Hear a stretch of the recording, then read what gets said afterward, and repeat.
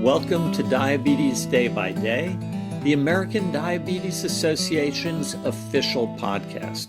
In today's episode, we're going to continue our focus on nutrition and diabetes. Now, we know that nutrition is a key element to living with diabetes.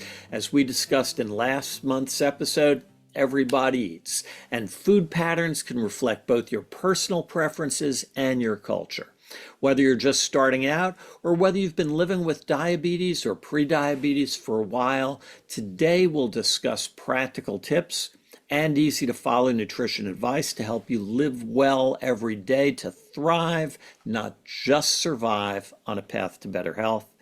I'm Dr. Neil Skolnik, Professor of Family and Community Medicine in the Sidney Kimmel Medical College of Thomas Jefferson University, and joining me is my co-host.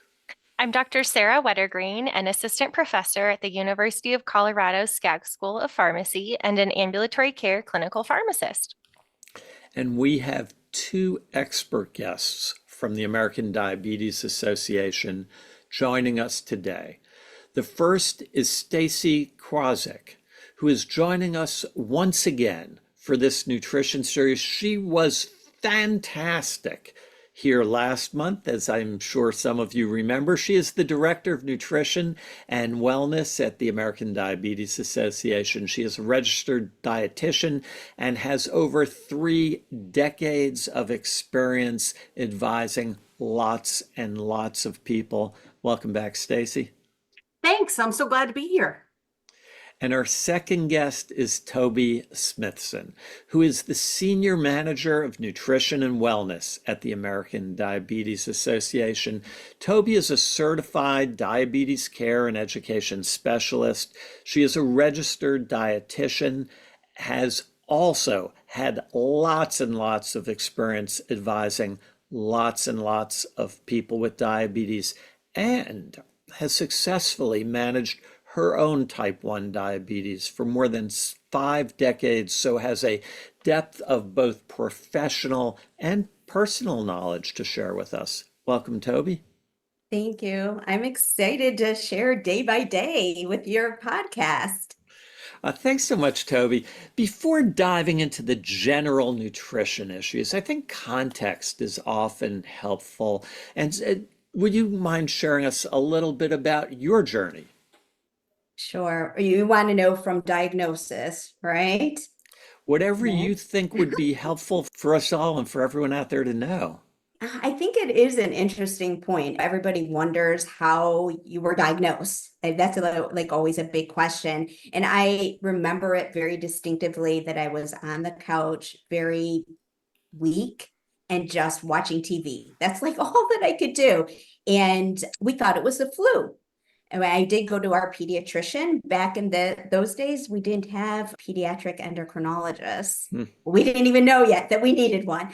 And my mom, I heard the phone ring. My mom answered it. Then she called me up to the piano bench. I remember all this just so vividly. I sat on the piano bench and she starts crying. And I'm this young, vibrant, weak person.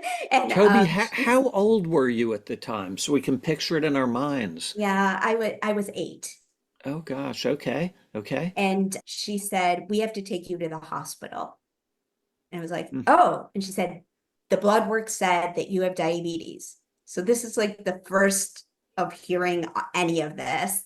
I do remember that I was very emaciated when I look back, but you didn't know that then. Anyways, I was hospitalized and went through the whole process of diabetes self-management.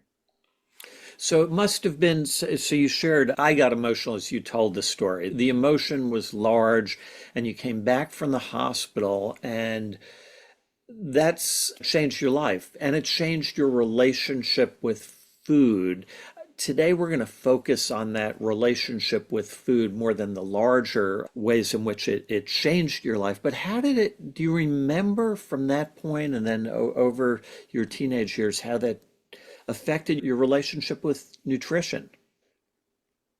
I was very food focused because you had to be, but it was a different type of focus. I had to do math a lot. I continue to do math in my head a lot, and I'm not good at math, but maybe I'm better than I thought because it's all about the math, counting the carbohydrates. Back then, we had the food exchange systems. So it was memorizing all of that, the portion sizes and such. Yeah, so from a young age, you became very aware of food. You became more than most of us, I think, are of the way that food affects your body. Now we're moving ahead a few years. And how does that affect the way you think about food now and share information with people like our listeners? And then I want to talk a little bit about, I know that you've developed a dietary pattern for yourself, but how does that experience affect the way that you view food now and counsel people? My journey with diabetes, actually, when I'm looking back at it, we always look back in retrospect to see, I believe that it helped me stay on a path of healthy eating. And I compare myself, don't tell them, but my brother and sister, my siblings, and everybody in my family struggled with weight management. And looking back, I did not. And information that I must follow a healthy eating pattern, must have vegetables. And as a kid, this is part of the healthy eating. This is what it is. And I really think that it set me on a healthy path of journey, my journey. Yeah, it's fascinating. And we've heard that sort of theme again and again, that what seems to at times be very difficult is something we can also turn into some of the healthiest things in our life. The truth is that what we eat affects all of us, whether we have diabetes or whether we don't have diabetes. But because the ante is so much higher, when you have diabetes, you can become aware of it and pay attention in a way that probably we all should, but you make sure, it sounds like you learned to.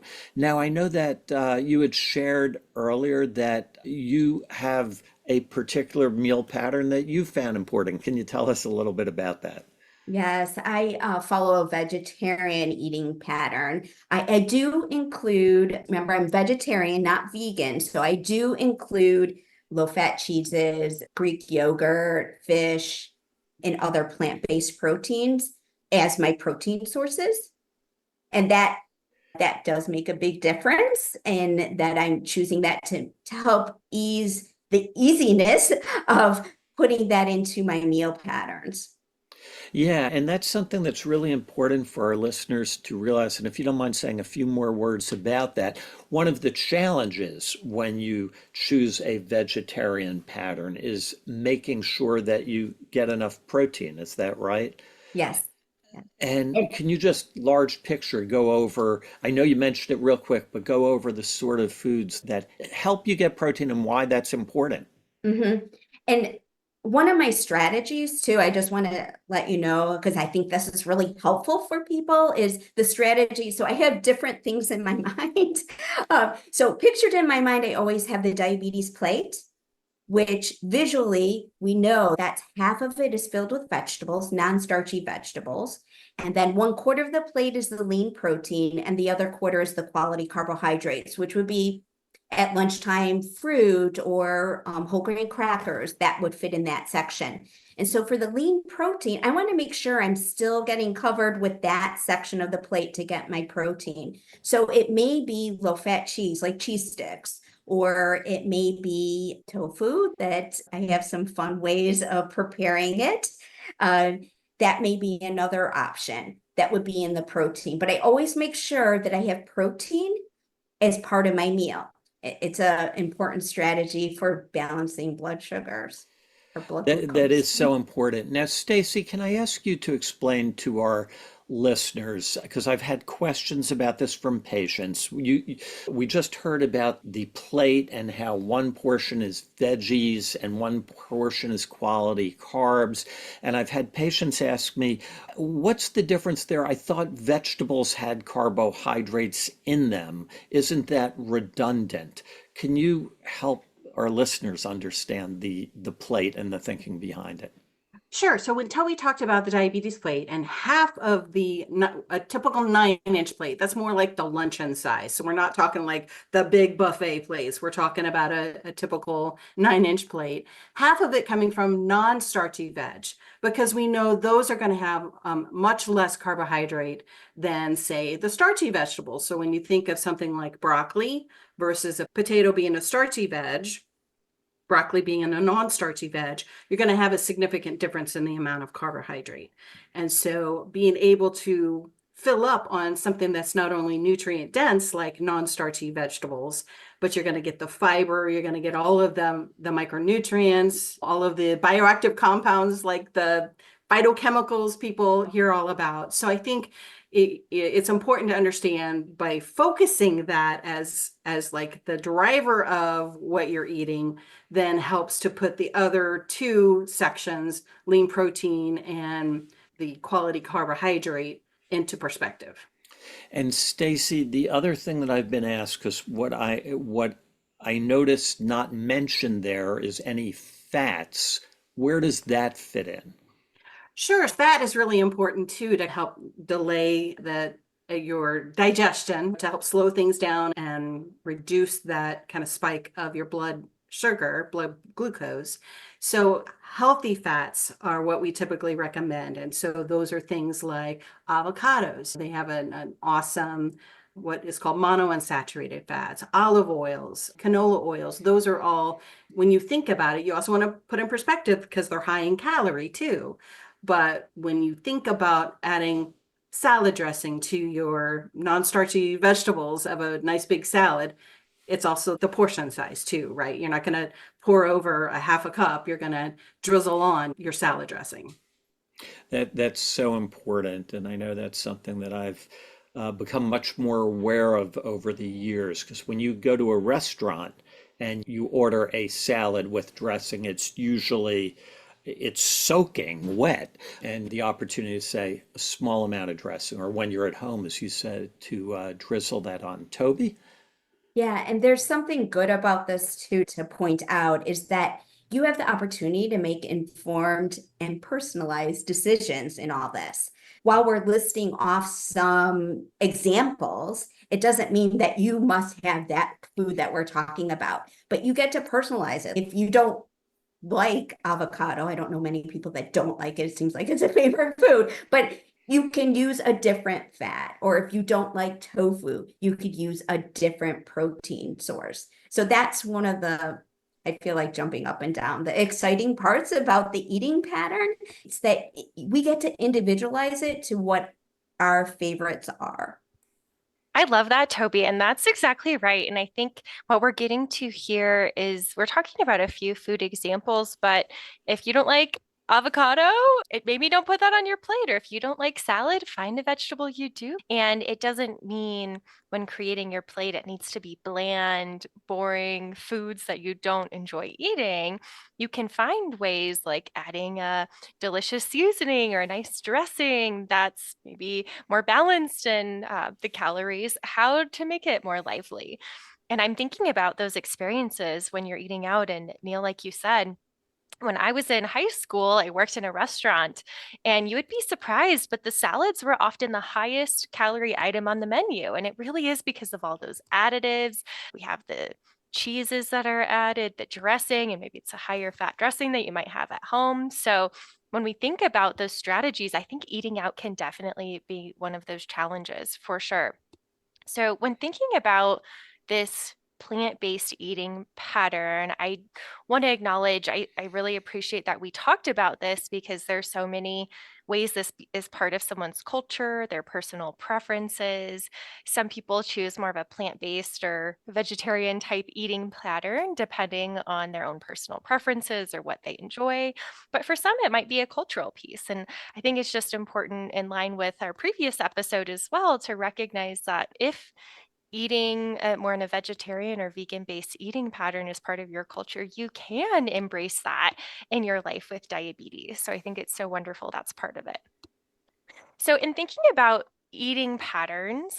Another eating pattern I'm often asked about is very low carbohydrate, or what's sometimes called in the media ketogenic type eating pattern.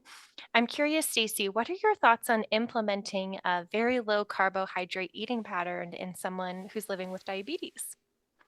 Sure. The very low carbohydrate meal pattern is often challenging, and it requires a disciplined approach because it's typically a limit of around 50 grams of carbohydrate per day, or less than 26% of the total calories. Research does support that it provides successful outcomes as people manage their blood glucose levels.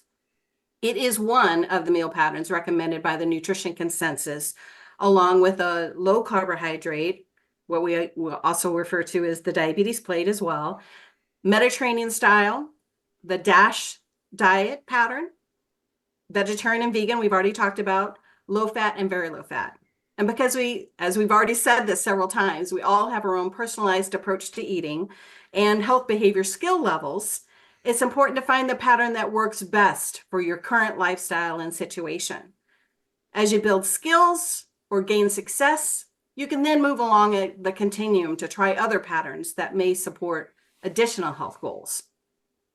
Exactly. So, And when I think about this, man, if I had to go onto a very low carb eating pattern, I love carbs. I would be struggling with this. And so I think sometimes when in my interactions and talking with people who are living with diabetes, they get this impression that carbs are bad all of a sudden, and I need to limit carbs. But as you described, there are so many different types of eating patterns where you can have success in your glucose management. And one thing that I often caution is if you are thinking about starting a very low carbohydrate eating pattern, is talk with your medical team as well. So if you're on insulin dosing and you're routinely eating, let's say 30 grams of carbs per meal or something like that, and now all of a sudden you're limiting to less than 50 total per day, or maybe that's a hard thing to do, first of all, but also will dramatically change your insulin needs. So to make sure that your glucose management doesn't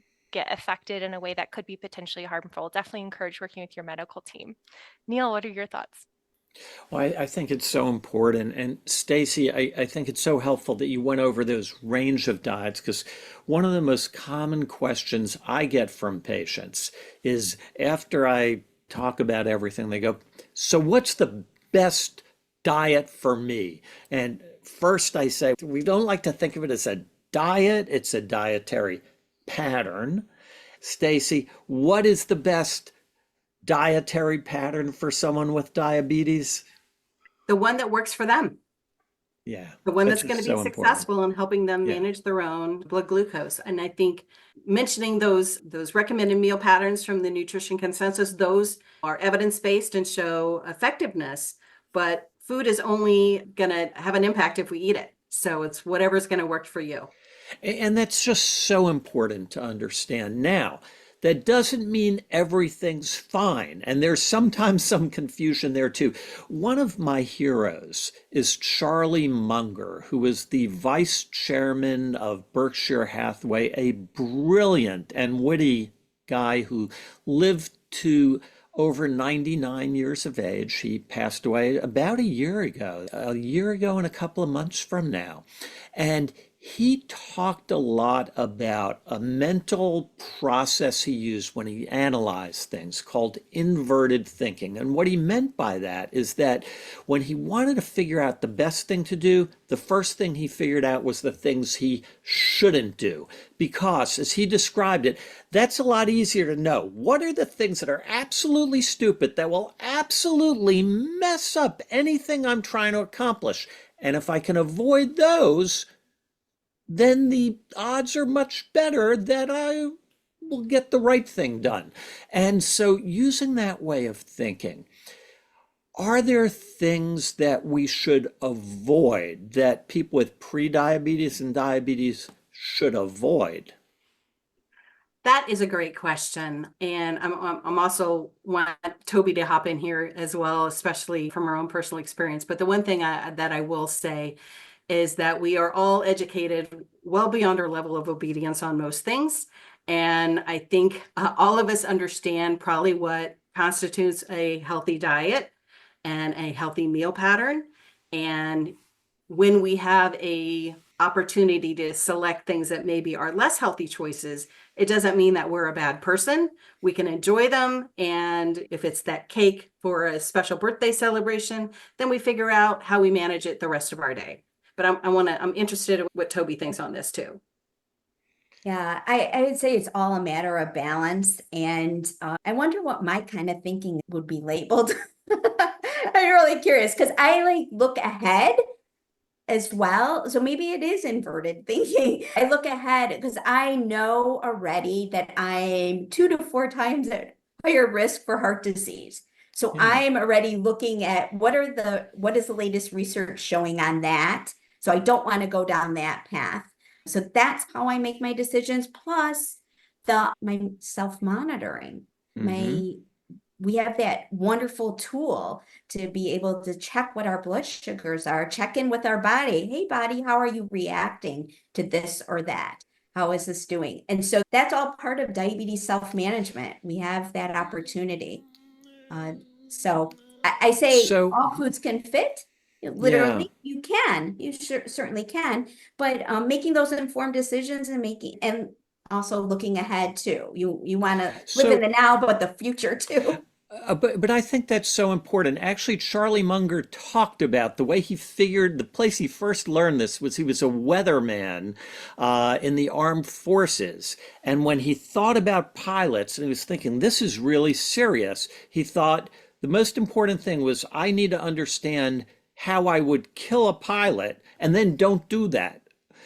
And in many ways, Toby, I think the same way. What is it that if I eat too much of this? And Stacey, it's so important to allow ourselves grace, to allow ourselves joy in eating something that might not be perfect, but yet still we want a sense of, if I ate too much of this downstream, there's going to be a problem for me. Something that I've heard about, and I'd be interested in your thoughts because it's an issue out there, is highly processed carbohydrates. And if I have a diet that's filled with highly processed carbs, is that something we should stay away from? You know what, the evidence is still building in terms of what we know about that. But I think intuitively, when we think about the choices that we want to make, the opportunities for better for you options, such as filling your plate with non-starchy vegetables, trying to look at quality carbohydrates, those that are whole grains, that are non-starchy vegetables, fruit, low-fat dairy. So those are from the kind of that quality perspective, because they're coming with a lot of additional nutrients. So whether it be fiber or vitamins and minerals. And so it's really gives us an opportunity to think about, for an overall dietary pattern, to focus on those more quality selections within carbohydrates. That's so helpful. And then I just want to follow up on one other thing that Toby said, and then Sarah, I'll hand it back to you. Toby, you mentioned things that we have the ability now to know what works for us as individuals, or to say it a different way, when we monitor our blood sugars with CGM, we find out remarkable things. And it might be that one food substance just does horrible things to your blood sugar, but not quite as bad to mine. And if we are using CGM, to be aware of the fact that there is individual differences that we are now able to detect and that can mold our choices moving forward. Sarah? Absolutely. And Neil, we must get the similar questions, which I think makes sense from our practice backgrounds. But I feel like that's the exact type of conversation I often have, coming back to what is the best meal plan for me? What could I be eating? And I think acknowledging that there's no food that's off the table necessarily, but thinking about how do all of these fit in together. So coming back to something that we've referred to a few times now, and I just want to make sure all our listeners are clear on, we're using our term starchy versus non-starchy vegetables.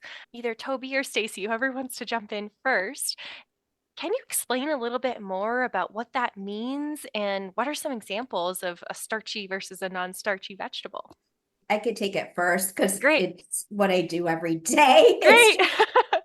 And that's part of the ease with following a meal pattern is that we can make it easier because it's just automatic. That's when things are easier is when it's automatic. So I can answer this because That'd be it's great. automatic. I can tell you what I had on my plate for lunch, what filled on my. Yeah. So non-starchy vegetables, what we're referring to, basically a serving size, it's basically half a cup of cooked or 1 cup of raw, and it comes out to about 5 grams of carbohydrate per serving. That's what we're saying for non-starchy. Okay. Green beans, I had those today, and broccoli, as we mentioned, cauliflower, beans, So many options, right? cucumbers, tomatoes, carrots. There's a really long list. And then for starchy is basically the serving size is anywhere from typically a half cup to a cup or so, 1/3 cup to a cup, but because it's individualized for each of the foods, but starchy vegetables would be like the potatoes, the different potatoes, and the baked squashes, zucchini and yellow squash go in the non-starchy, but the other squashes, the winter squashes, are in the starchy vegetable. I think that's so helpful because I feel like if I go to the grocery aisle and I'm looking at my frozen vegetables, I can look at the label. That's a great suggestion in the frozen area to get an idea of how much carb is in each portion size. But if I'm just walking the vegetable aisle, I have to do some thinking to think, is this one starchy? Is this not starchy when I'm building my plate? So I might have lots of veggies on my plate, but I need to be thinking also about the components of those. So if I'm having my frozen bag of peas and carrots as my vegetable, that's going to be more on the starchy side. And how can I bring in these non-starchy vegetables to supplement and think about how these are all coming together on my plate? So thanks so much for explaining that. Stacey, another question that I often hear in practice is about something called glycemic index. Can you share a little bit of information of how that may or may not play into someone's meal planning? Absolutely. You see this a lot, especially on marketing, like front of packages or maybe on websites. Right now, the ADA doesn't support glycemic index as a term or as a opportunity because it is so individualized. Because when you eat a food, as Neil talked about earlier, we have individual responses to things. And so it's hard to say, this is what it is for everybody. And so rather than focus in on something like, that's why we try to make it a little easier, because I think when we try to make things harder, then people shut down and, oh, I can't do this. I can't, think about something like a glycemic index or glycemic response, and focus on an overall meal pattern or the diabetes plate, which is a visual representation of a low carbohydrate meal that makes it easy for people. So that's what we, focus our education on with people. That's exactly right. And I think that's just really helpful for our listeners to know because from my own experience, I'll see different accounts or social media pictures, and it's a response of, I ate this and this is what happened to my glucose. But we don't always account for when's the last time you ate? What else did you eat with it? What did you drink so far today? How hydrated are you overall? All these different individualized factors, or even your own insulin sensitivity, all of these different pieces can be coming into play. So just because that was one person's response doesn't mean it's everyone. So it's really helpful to know that's one less thing that we really have to worry about when putting our plates together, and we can really focus more on the nutritional components of different foods. Now, one of my final questions I have in thinking about glucose intake throughout the day, and more often I think about this when working with people who have type 2 diabetes, but looking at intake of sugar sweetened beverages. Now, a lot of questions that I get, because we'll try to cut down on that if possible, think about other alternatives like water being a great option. But I often get asked about things like alternatives like diet sodas that contain non-nutritive sweeteners. What are your thoughts or recommendations when thinking about using diet sodas as alternatives to maybe some of these sweetened beverages? When we think about what drinks offer us is an opportunity for hydration, right? Because we're getting our nutrients, a bulk of our nutrients from our foods. So the best bet for us is to choose a 0-calorie beverage for hydration. But a low-fat dairy can be included as a part of a quality carbohydrate choice as the meal component, because it's going to have more nutrients coming along for the ride versus it just strictly being a beverage. I usually tell folks water first.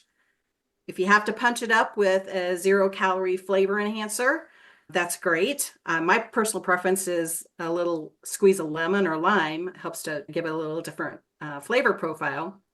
And then those that may need a little bit of a caffeine boost, and you understand how your body responds to caffeine, think about coffee or iced tea that's unsweetened, or use low or no calorie sweeteners.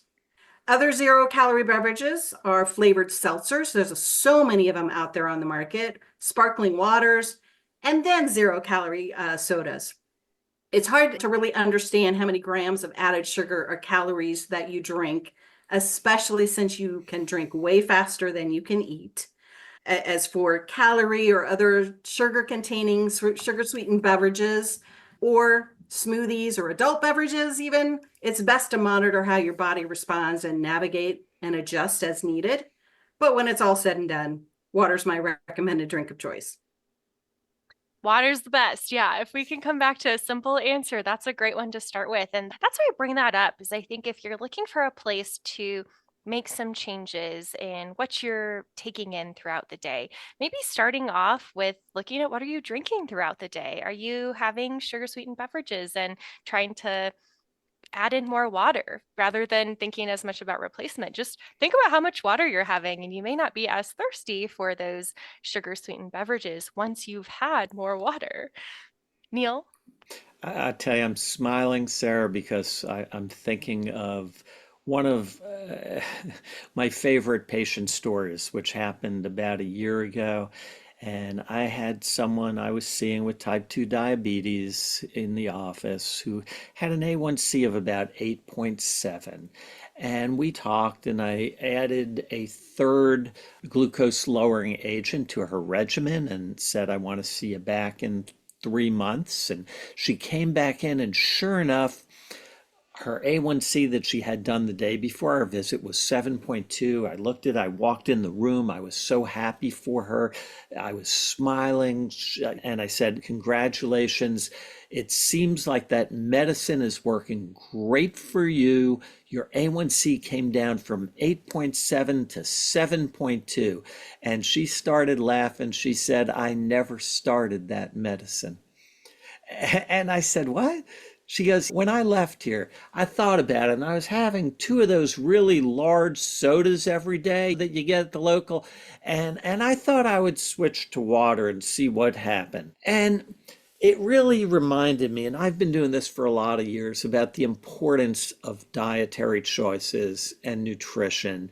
And even doing this, I forgot to ask her, I forgot to go back to fundamentals that I know, Toby, you emphasize all the time, and Stacey, you talk about.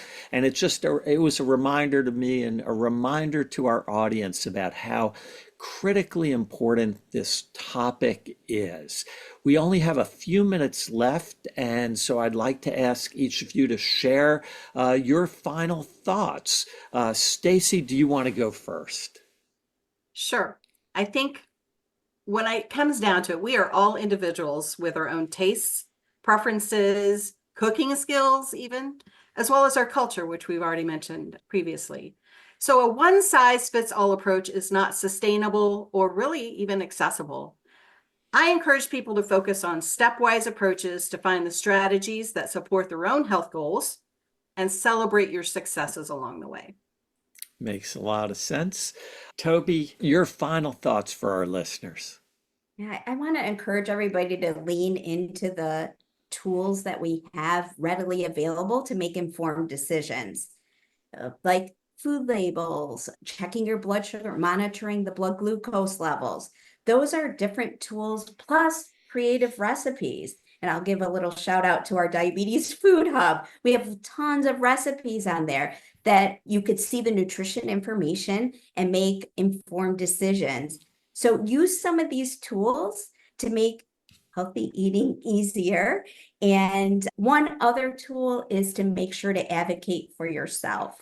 Part of diabetes self-management, your body best. So when you're meeting with your healthcare provider, really advocate for yourself, how your body's reacting to different things.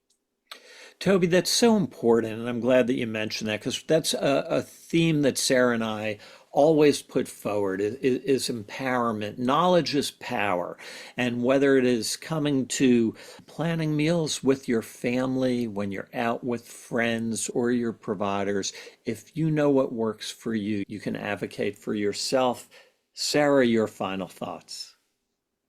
I'm going to come back to something that Stacey said that really stood out to me. I loved what she said about we're educated beyond our level of obedience, at least for most of us.